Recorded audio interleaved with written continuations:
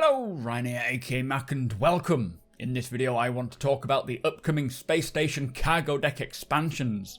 As always, a huge thank you to all of my patrons and channel members for all your support. It is very much appreciated. If you do enjoy my content and would like to make it even better, be sure to check out the links in the description below. Also, courtesy of one of my channel members, The Doctor, we have an RSI Mantis game package to give away. All you've got to do is be a subscriber here on YouTube and comment below in any of the videos between now and the 27th, telling me what you're most excited for in Alpha 3.10. So we have seen a lot of progress on the upcoming cargo deck expansions coming to space stations with Alpha 3.11. Today I wanted to talk about what they are, where we will find them, and what gameplay they will create when they are initially released and into the future. So firstly, what are they? Now, these are not standalone space stations like what we saw on the roadmap a while ago. They are additions to the current rest stops found throughout the verse, and will provide additional functionality to what we have now. These additions will allow traders and haulers to load and unload their cargo without needing to make their way down to planetary landing zones.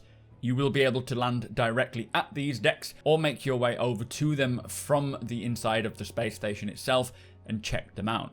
Now, with these being additions connected to the current rest stop space stations, they will be located and found along busy trade routes or above landing zones to act as commercial harbours and warehouses.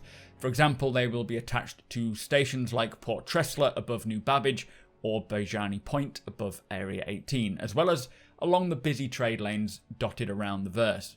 So let's talk about the gameplay these will bring, as it'll be pretty important and substantial to traders and haulers, but also to many others as well.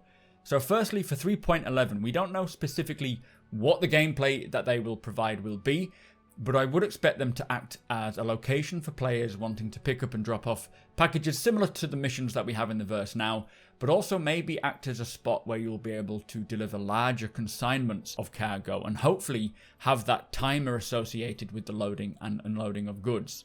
They will also provide hauling missions for players who own a hauling ship, probably ranging from the current singular box missions all the way up to the larger ship loads, transporting maybe a few hundred SEU from one depot to another. They will have cargo hauling ships available to rent, plus have missions for pilots to run escorting missions, likely for both NPCs and player haulers. So even if you have no interest in hauling at all, you could find a job escorting them in your Sabre or your Gladius. I do hope that with this expansion, we will be able to have ships provided for us to run missions rather than having to either own them outright first or rent them. That would be a nice addition. Now, it is said that these cargo decks will be your one-stop shop for all things cargo related, so likely being able to purchase a wide range of cargo box types. Apparently they have created about 115 different cargo boxes, so maybe we'll be able to pick them up for various items. Cargo-specific armour and outfits and cargo-specific tools that assist in the moving of maybe larger cargo boxes. We know releasing in 3.11 is the Gravity Manipulator multi-tool attachment and object push and pull functionality. This means using the multi-tool to be able to move boxes or larger items around, and possibly the use of other machinery which we can see dotted around these cargo decks, like flatbed trolleys, sack barrows, and even maybe forklifts. It really looks like 3.11 is set to be the cargo hauler's dream patch, obviously minus the docking, of course, which has been pushed back to a later patch, which is a huge blow, but it will eventually make it in. Now, one other great feature that cargo decks allow is the physical storage of cargo. Cloud Imperium have said many times that they want to physicalize everything they can, and this includes cargo.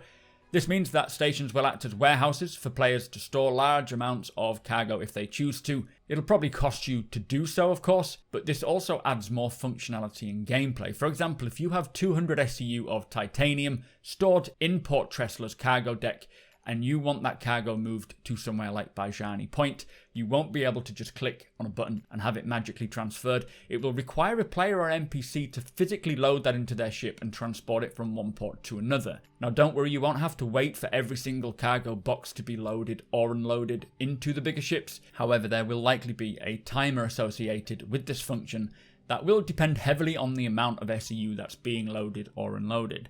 As of yet, we have no idea how long it would take. I would assume, if I was to guess, something like 10 minutes for a fully loaded Caterpillar, but as I say, that is a complete estimate, so take it as it is. Now all this will have greater meaning once they implement the dynamic economy system known as Quantum, which tracks every player and NPC within the verse, including the supply and demand of all assets, resources, and so on.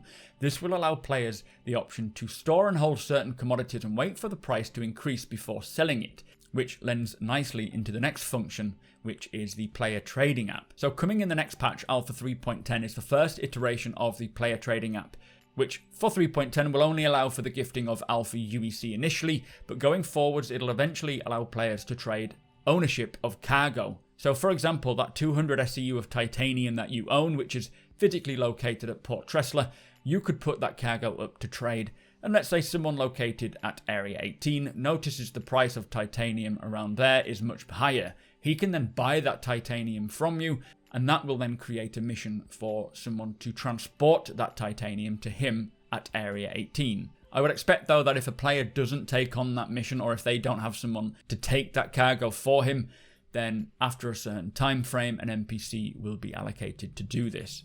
Now we don't know if the ability of using the trading app to do this will be an option in 3.11, but it definitely is the plan going forwards.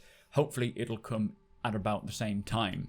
Something else of interest, which has been mentioned a few times, is eventually the Cargo Haulers Guild, which you can become a member of. Most professions, like bounty hunting for example, will have guilds, and at the moment it's not really known as to how guilds will function entirely, but getting guild discounts on items sold at these locations have been mentioned. It is also very likely that being a guild member will grant you maybe better, more lucrative hauling jobs, amongst other benefits like maybe a guild app. Do let me know what guild benefits you would like to see as well. So Alpha 3.11 is looking like quite a significant update for hauling, and will pretty much change how that mechanic works for the better. Being able to physically interact with cargo will be great when you incorporate the ability to store, take on missions, and trade larger amounts of cargo.